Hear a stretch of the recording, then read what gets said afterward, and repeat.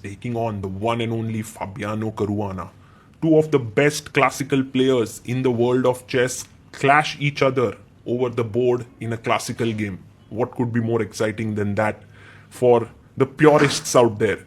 Knight f3, knight f6, pawn to g3 played, bishop comes out to g2. Gukesh going for a setup with rich possibilities where black has many different options to play. And pawn to d5 played by Fabi right into the center. Bishop g2 played. This tournament hasn't particularly been great for Gukesh, who has lost 2 games, won 1 and 5 draws, while Caruana has had 1 win and 7 draws. So he has been very solid. If he wins here, he could very well reach the other players in the lead and then set up a tie break there. So bishop e7. And from that perspective, this is a very important game for Fabi. So d4, Gukesh may be transposing it back to Catalan now if he pushes his pawn to c4. But instead he goes knight to e5. The knight jumps into the center, and this is not a very common move. You can see already Caruana going back in his chair. He pushes the pawn to c5. Why would Gukesh play his knight to e5? Well, this seems to be his preparation. He wants to play something that's different. D takes c5 taken. And here if you take back with the bishop, I believe he wants to strike the center with c4. So that's the idea here. And instead Fabi goes knight to d7. So he's asking a question to the knight on e5 and also threatening to take the pawn on c5. How is Gukesh going to deal with this? He plays his bishop out to f4. An excellent move. Just defending the knight here in the center. Knight takes knight played.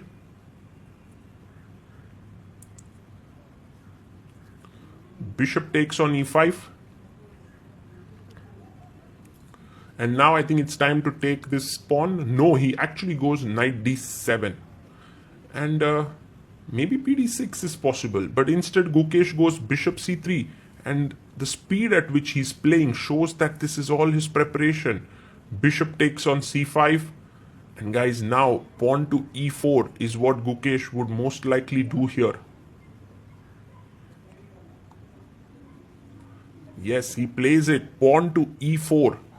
And you can see that this bishop is placed on this diagonal, this bishop is placed on this diagonal.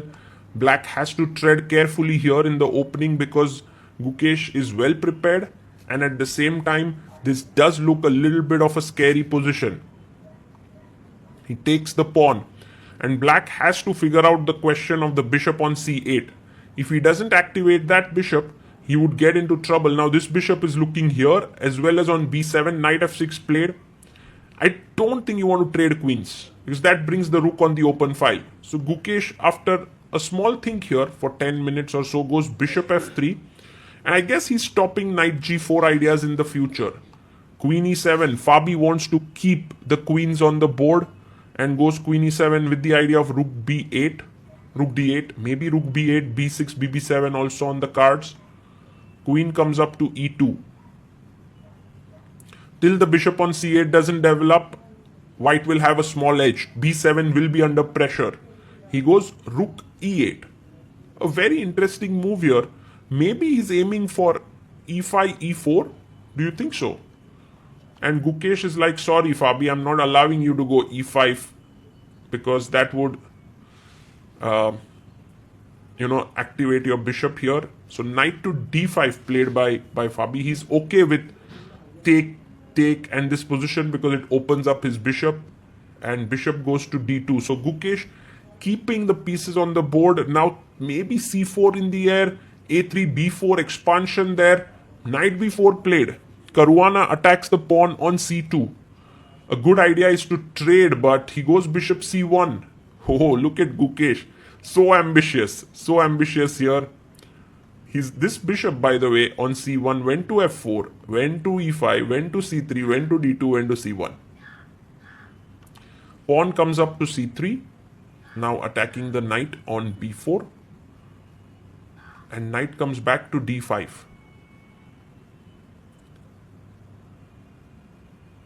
So the knight jumps to d2.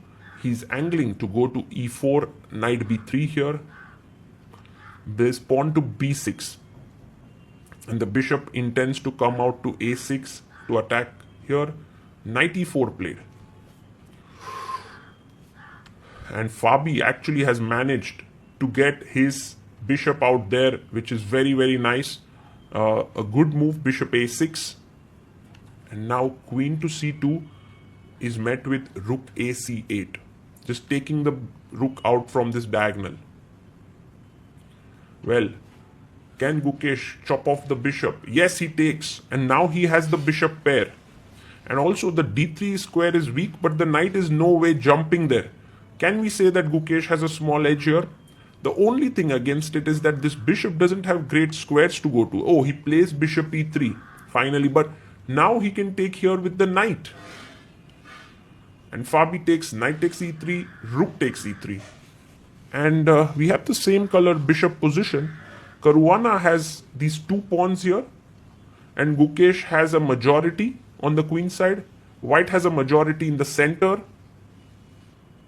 Rook d1, trading rooks.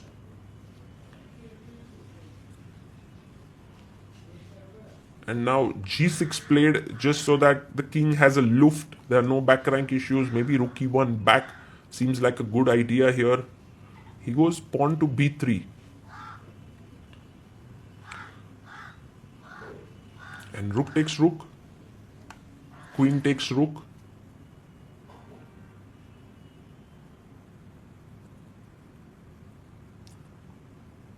And now queen goes back to c7. He goes pawn to c4, Gukesh here. He brings his pawn up, and now pawn to b5 played by black. He takes pawn takes pawn.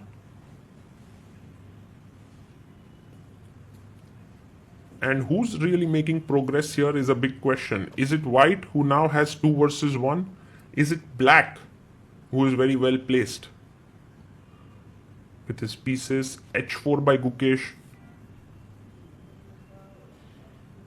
Maybe eyeing for h5, h6. That pawn on h6 can be a big thorn in black's camp. h5 played, limiting the pawn here on the king side. King comes up to g2.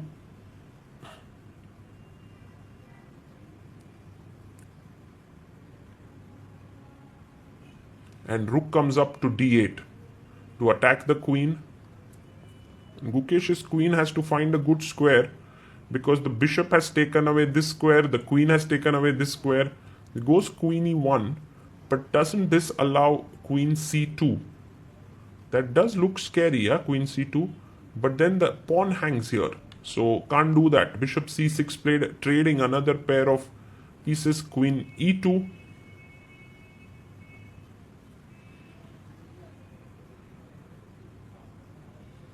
And bishop comes up to d5. The bishop is well placed in the center now. And maybe Gukesh wants to go rook d3. Oh, this is a good point, that if it goes into a queen endgame, black will be in small pressure, under pressure, because there is an outside passer. And in queen endgames, having a passer is a huge asset. So bishop takes bishop. He takes with the pawn. Isn't white slightly better here? Because now I take this pawn, yeah, I'm pawn up. I can keep the pawn with rook d4, and d5 pawn is slightly weak. But Fabi is like, oh, I'm playing d4 first. I'm not going to allow you to blockade it. It's a great move. Queen f3 by Gukesh. And now you could attack this pawn somehow. Maybe queen c4. Plays queen c4 here. Attacking this. Does Gukesh push forward with a5? Yes, he pushes forward with a5 on the board. This has been such a evenly matched battle here. Queen a6 blocking the pawn. Also attacking on e5, a5. And he goes queen d1. Well, but this leads to equality, I believe, because queen takes, rook takes d4, rook takes, queen takes, and then the a2 pawn is hanging. So Fabi takes the pawn. He takes on d4. Rook takes. And queen takes. And queen takes a2 coming in. That's a draw, guys. That's equal. Dead equal. Queen d8 check. King g7. And this is now like both players know that we have to repeat here because there's no way to make progress. I must say that this game had a very, very interesting opening, and the early middle game was filled with a lot of possible ideas for both sides. But in the end, Fabiano navigated through the new position well. Gukesh couldn't put enough pressure on him. Fabiano pauses the clock, calls the arbiter that there is threefold repetition. They shake hands, and the game is drawn. So Gukesh ends the tournament with 4 points out of 9. He does lose a bit of rating here. Caruana on 5 out of 9. He doesn't reach the leaders who are on 5.5 points. But to see both the top players, you can see Gukesh saying maybe I could have brought my knight to c3 perhaps.